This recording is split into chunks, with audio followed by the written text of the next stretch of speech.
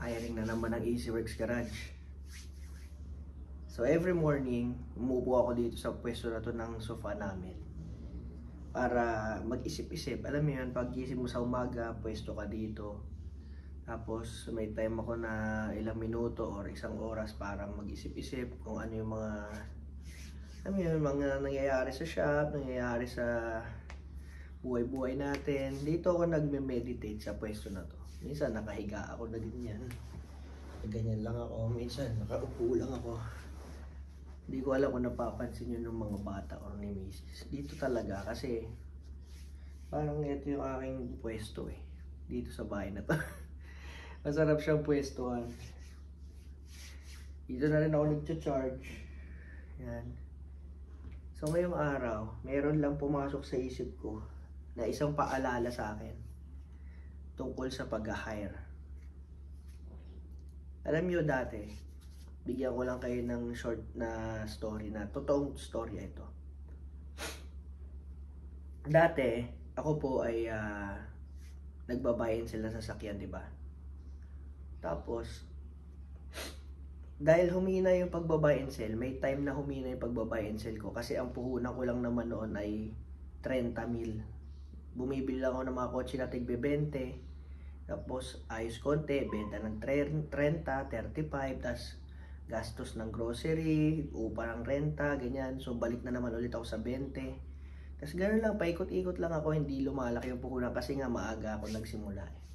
So bumukod ako agad ng bahay. So dumami na yung responsibilidad ko.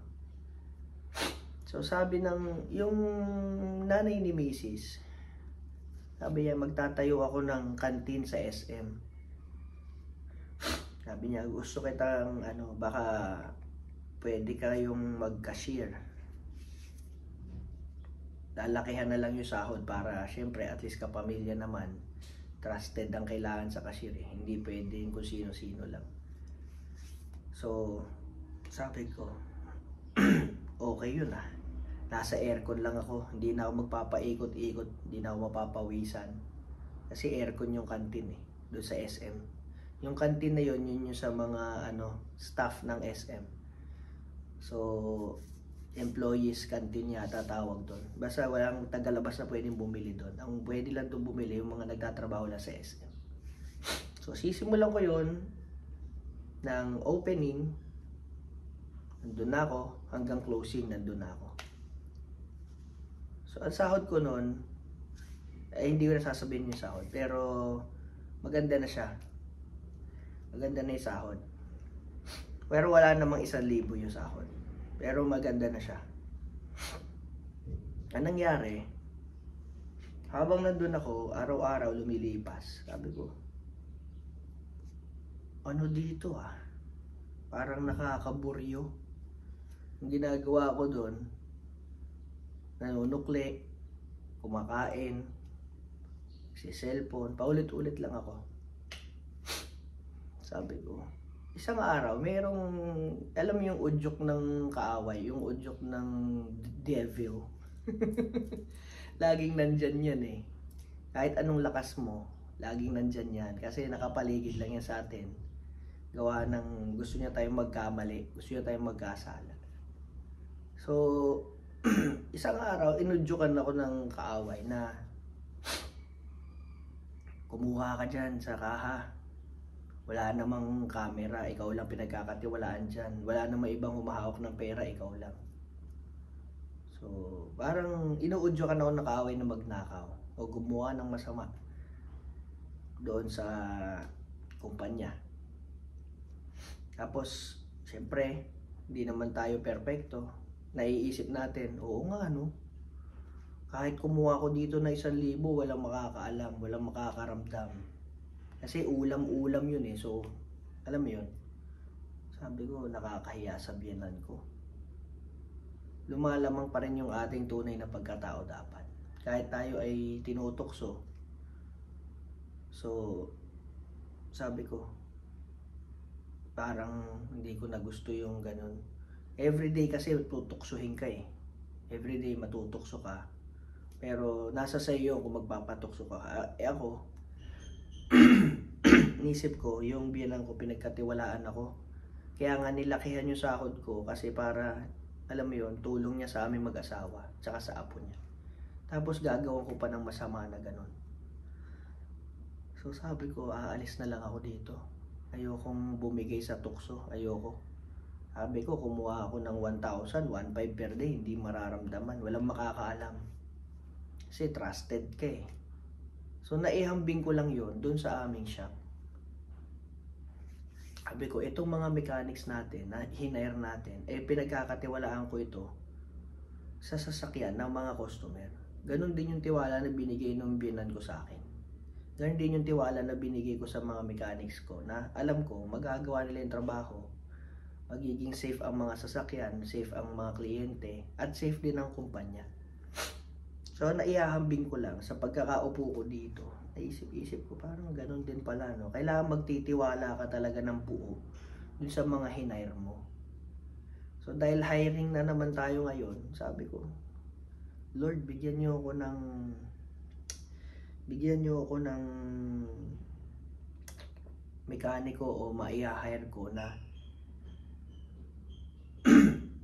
mapagkakatiwalaan ko at hindi sisirain ang kumpanya. Yan naman ang prayer ko lagi. Dito rin ako nagde-devotion sa pwesto na to. Meron kaming Our Daily Bread na libro. So, minsan nababasa natin, hindi naman everyday, pero dapat yun everyday. After nun, umalis na lang ako doon sa canteen. Nagpaalam na ako sa biyanan ko. 2 weeks pa lang ako nun. Sabi ko, hindi po yata ako para dito. Sabi ko kay Mrs., sabihin mo kay mami mo, nahihiya ako eh. Sabihin mo na lang na sa tingin ko hindi ako para dito sa canteen. Parang may mas magagawa pa akong mas maayos sa family natin na pwede ko pang ma-enjoy everyday. Kagaya ng balik na lang ako sa buy and sell, bili na lang ako ng mga pyesa sa Katayan, benta ko online. So kahit ganun, sabi ko okay ako doon. At least hindi ako nakakulong dito sa canteen, sabi ko. Hindi ako kasi ganun eh. May mga tao kasi na sanay na sila na nakakulong lang sila sa isang kwarto buong araw. Okay lang yun. May mga ganun tao eh. Pero ako hindi ako yung ganung klaseng tao. Gusto ko yung palipad-lipad ako kung saan-saan. Naghahanap ako ng pyesa, nagdadriver ako sa isang pamilya, nagme-mekaniko ako, nagpipintura ako ng sasakyan, bibili ako sa paint shop. Doon ako, ganun ako. Sanay ako ng palipad-lipad. Hindi mo pwede ikulong doon sa isang pwesto. Hindi ako nakakatiis. So sabi ko, paalam na lang ako kaysa matukso ako na magnakaw sa binan ko at sa kumpanya. So umalis nga ako, naghanap sila ng ng kapalit ko. Kami naman ngayon ang pinagbigyan na magtayo ng karinderya dito sa may Mamatid, sa tapat ng school. So sa tapat ng school, nagtayo kami nung karinderya, parang branch nung kanilang karinderya o kainan, eatery. Pinamahala naman kami, binigyan kami ng pagkakataon na kami yung maging boss. Kasi wala rin naman kami, tapos mahina lang din yung buy and sell. So kami naman ngayon yung naging boss. Gagawin lang namin, bubuksan yung tindahan, babantayan, magsusupply na kung anong kailangan, bigas, ulam, ganyan. Kukuha kami dun sa main branch, lalagay dun. Madaling salita, meron kaming tao na hinire. Nagtataka ako. Araw-araw, 1,200 lang yung benta. 1,300, 1,400. Sabi ko, bakit ganun? 3 araw lang nauubos na yung isang kabang bigas. Tapos yung ulam, madalas ubos. Pero bakit ganun? 1,500, hirap pa tayong maka 2,000 pesos. Ang daming estudyante. Everyday full pack. Bakit ganun? Kasi isang araw, may nilagay ako na cashier na kaibigan ko. Kasi nag-absent yung cashier natin. Yung benta naging 5,000, 6,000. Sabi ko, ito yung totoong benta siguro. Sabi ko, madami bang tao ngayon? Hindi, normal lang. Bakit ganito yung benta? Sobrang laki. So, doon ko na napag-isip na baka may gumagawa ng masama. So, kahit anong sipag natin, araw-araw ako doon nagdadala ng ng pagkain, ng bigas. Ako pa yung nagbubuhat ng bigas. Isang sako yun, papunta sa shop, nasa eatery. Kahit ano pala sipag ko, kahit anong tapat ko, kapag yung nasa loob ng kumpanya hindi nagiging tapat, sila rin yung sisira. Sayang lahat ng pagpapagod mo, walang kwenta.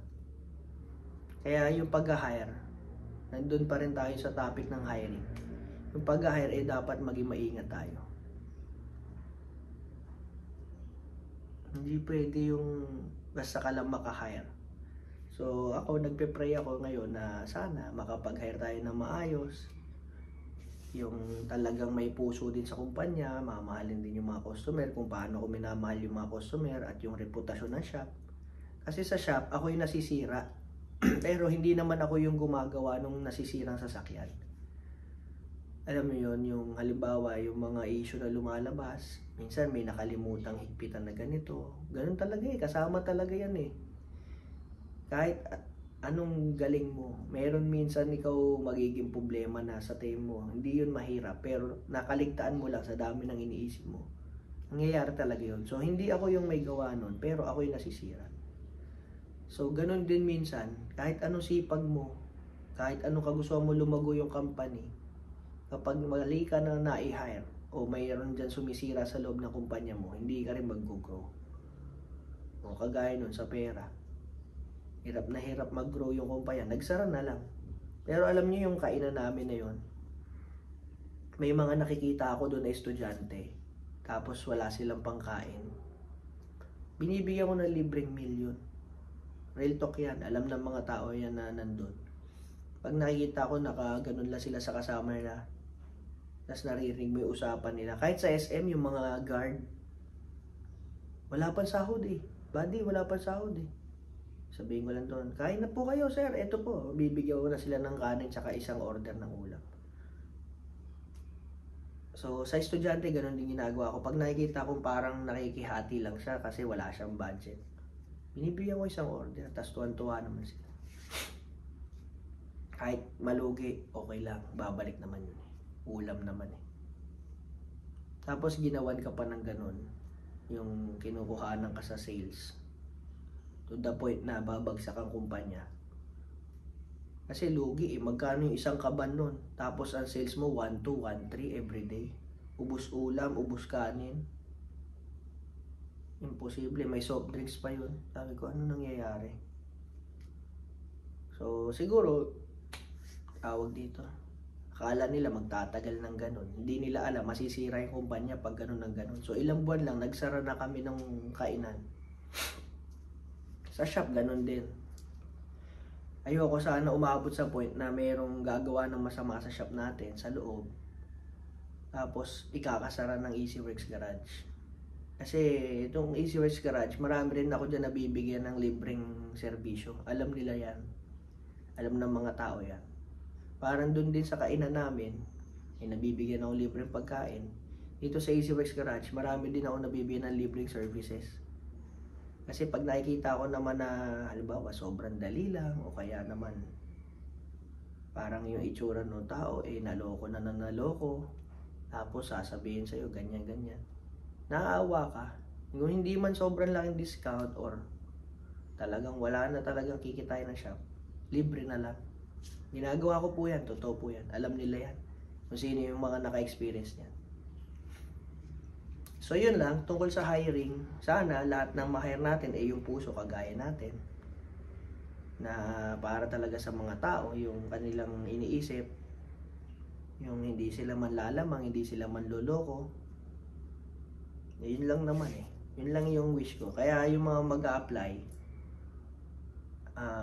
sa totoo lang, sobrang dami nating helper ngayon kasi nga, gusto mabigyan ng chance yung mga bata na matuto sila magmekaniko at masimulan sila na ito pala yung magandang attitude kapag mekaniko ka. Kasi pag medyo may edad na, syempre iba na yung diskarte niyan, ilang taon na yan. Mahirap mo na silang turuan nung nakasanayan na kasi nila, mahirap nang likuin yun eh. Pero pag yung nag-umpisa, zero knowledge, tapos ititrain mo siya bilang mekaniko, ganito dapat ang hatol. Hindi mo sila pwedeng hatulan ng ganyan. Kasi, kailangan concern ka sa kanila. Ganyan. So, mayroon nga sa ating, galing sila sa ibang shop. Sabihin, Dok, bakit sobrang baba nung singil natin? Ganyan. Sa amin, ganito, ganyan. Kung hindi, yan lang yung gusto natin. Yan lang. Kung tayo mag-a-adjust konti lang, pero hindi natin pwede itulad doon. Hindi yun sa paninira, pero yun lang yung gusto ko. Hanggang doon lang yung gusto kong presyo ng labor. Kasi, yan eh. Para sa akin, yun na yung fair. Yung sa iba, fair sa kanila yun, kasi malaki yung need nila. Sa akin, okay na yan, sapat na yan. So, yun lang. Sana ngayong hiring, meron tayong makuha ng mga solid. Ngayon ang hanap natin sa hiring, sa totoo lang, yung mga mekaniko na kaya na nilang mag-diagnose mag-isa, mag-solo, kahit hindi mo na sila bantayan. Ang dami na kasi rin natin trainees. So, ang hanap naman natin ngayon, yung mag-guide din sa kanila. Yung nasa ibabaw ng helper, so junior mechanic. So, yun yung ating hinahanap. At sana, yung makuha natin yung mga pwede natin pagkatiwalaan ng buo na hindi sila papadala sa tukso, hindi sila magpapasira at hindi rin nasisirain yung pangalan ng EasyWorks Garage. So yun lang. Have a great day. Good morning.